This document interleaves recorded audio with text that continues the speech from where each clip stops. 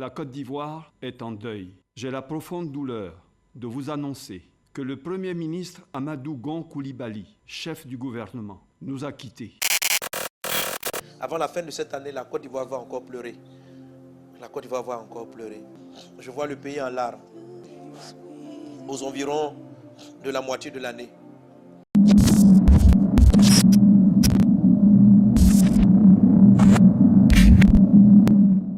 La parole de l'Éternel me fut adressée en ces mots: Fils de l'homme, parle aux enfants de ton peuple et dis-leur: lorsque je fais venir l'épée sur un pays et que le peuple du pays prend dans son sein un homme et l'établit comme sentinelle, si cet homme voit venir l'épée sur le pays, sonne de la trompette et avertit le peuple. Et si celui qui entend le son de la trompette ne se laisse pas avertir et que l'épée vienne le surprendre, son sang sera sur sa tête. Il a entendu le son de la trompette, il ne s'est pas laissé avertir, son sang sera sur lui. S'il se laisse avertir, il sauvera son âme.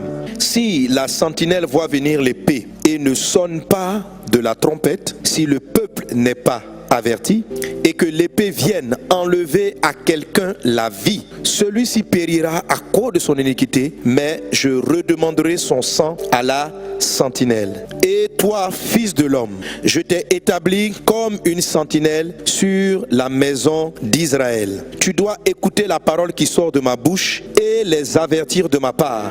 Amen. Alors, je lis ce texte par rapport à la façon dont, personnellement, en tout cas pour tous ceux qui m'écoutent, mes fils, mes filles, nous qui sommes de l'église Vase d'Honneur, la façon dont Dieu nous positionne et les fardeaux et les missions qu'il nous donne. Et je sais que si tu comprends mon introduction, tu vas voir que je dis cela par rapport à l'actualité de ce jour, et profiter vraiment pour souhaiter à toute la Côte d'Ivoire, à notre président, au chef de l'État, à tout le monde du gouvernement, à la famille, présenter vraiment en mon nom, au nom de notre église, toutes nos sincères condoléances, parce que notre premier ministre s'en est allé et c'est une nouvelle triste parce que tout départ est douloureux. Ce sont des enfants, ce sont des parents, c'est un pays qui sont touchés. Alléluia. Le texte que je viens de lire, il dit que dans un pays, Dieu établissent quelquefois souvent des sentinelles.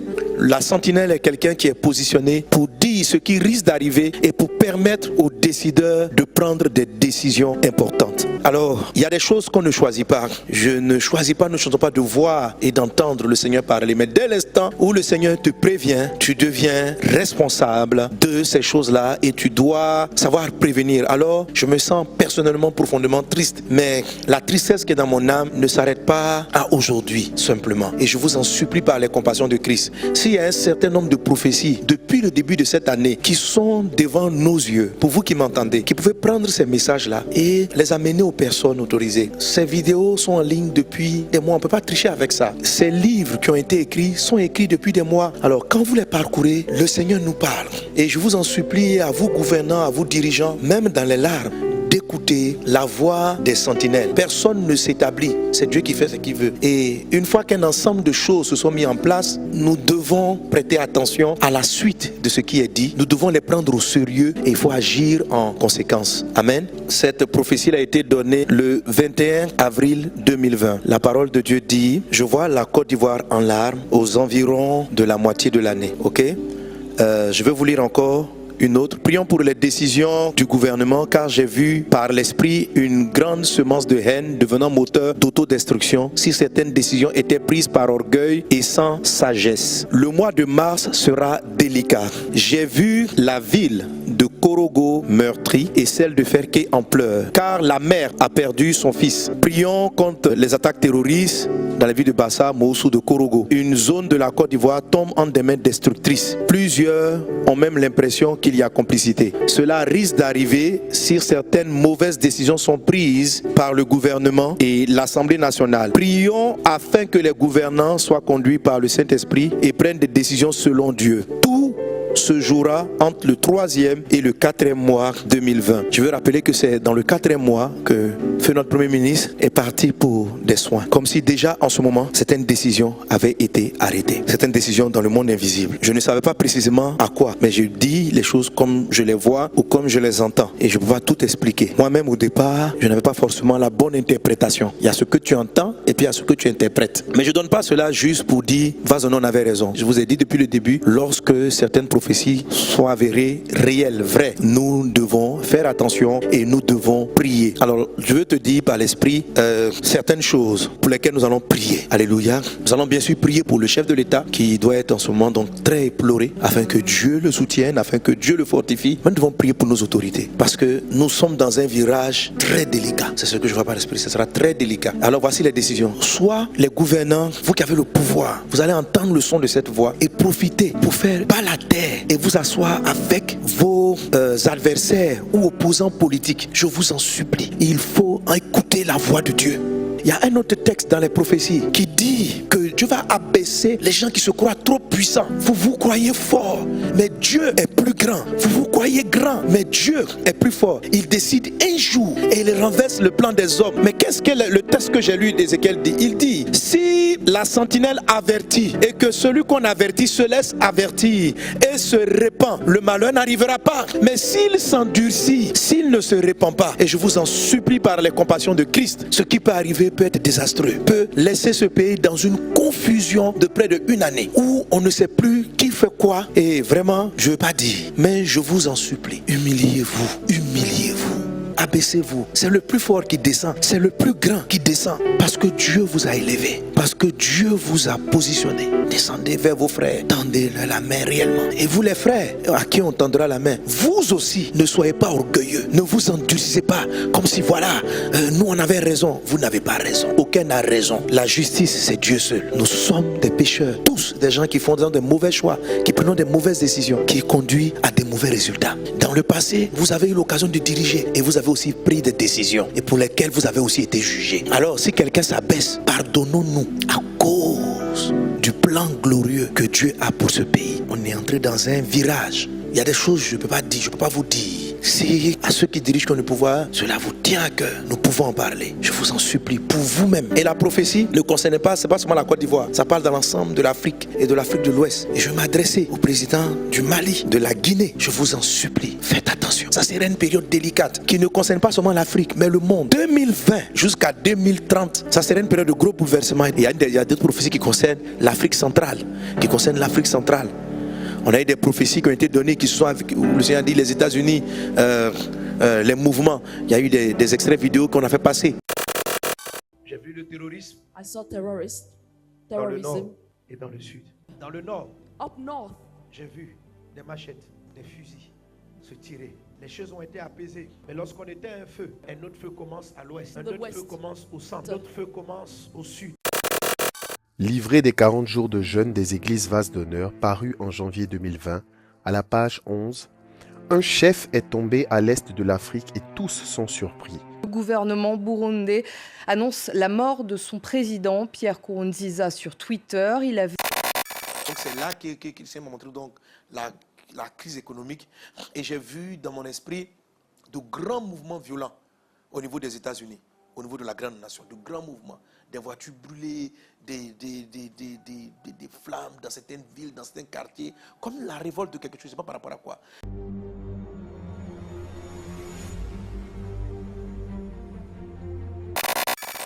Ce matin, en priant, vous voyez comme des cailloux tomber du ciel, comme des cailloux tomber du ciel dans certains pays et détruire des monuments, détruire certains sites. Je n'ai pas exactement eu le sens. Est-ce qu'il y a des grands monuments de la terre qui seront ravagés, qui seront détruits?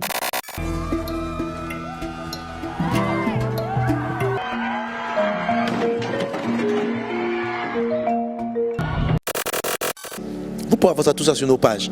Et toutes ces choses-là, Dieu les annonce. Dieu ne les annonce pas pour glorifier une personne. Dieu les annonce afin qu'elle soit une sentinelle. Nous avons connu ce qu'on appelait le printemps arabe, où des chefs d'État se croyaient inamovibles, trop puissants. Et du jour au lendemain, ils sont partis comme ça. J'ai dit par l'esprit, nous sommes entrés dans une saison similaire où des changements peuvent avoir lieu. Je n'ai pas dit ils auront lieu, peuvent avoir lieu. Tout dépend du cœur de chacun. Que celui qui a de l'orgueil dans le cœur descende, qu'il s'humilie. Que celui qui est en bas ne soit pas aussi orgueilleux. Parce que celui qui est en bas, si tu t'enorgueilles, Dieu va t'abaisser davantage. Ne crois pas que si celui qui est devant perd le pouvoir, il viendra chez toi. Ne le pense pas du tout. Écoute-moi, toi qui es derrière, qui jubile de cette situation, Dieu ne t'a pas choisi toi non plus. Il faut savoir ça.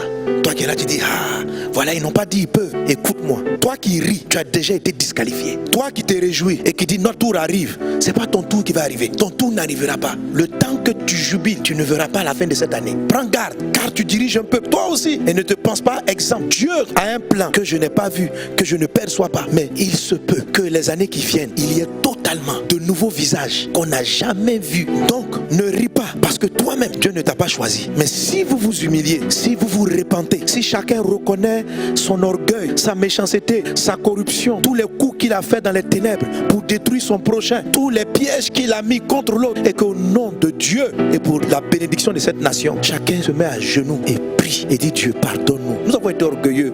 Pour pouvoir mieux manger, nous voulons diriger. Pour pouvoir mieux assouvir nos besoins personnels. C'est vrai, chacun veut que le pays aille mieux. Et je suis convaincu que vous tous leaders, dans le fond de votre cœur, vous aimez cette nation et vous voulez qu'elle réussisse. Mais le cœur de l'homme est ce qu'il est. Dieu abaisse les orgueilleux. Fût-il qu'ils aient de bonnes intentions. L'intention n'est pas suffisante. Quand Satan a semé l'orgueil, la corruption, le mensonge, la haine, à tout moment, il peut réclamer votre vie, il peut réclamer le pouvoir. Ne lui donnez pas cette opportunité. Ne lui donnez pas le pouvoir de faire du mal à ce pays qui n'a que trop souffert et à l'Afrique qui n'a que trop souffert.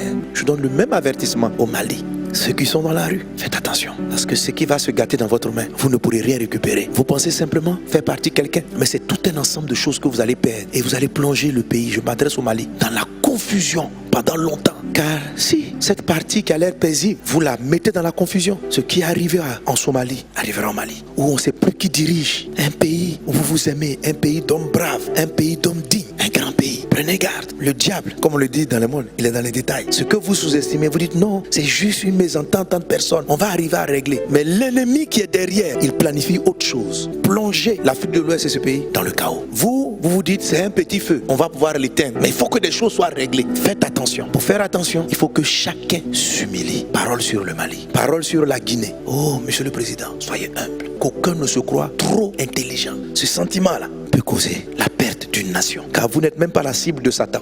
Mais c'est le pays que vous dirigez qui est la cible. Ce sont les enfants innocents qui sont la cible. Car si des troubles arrivent, beaucoup d'entre vous prendront leur avion.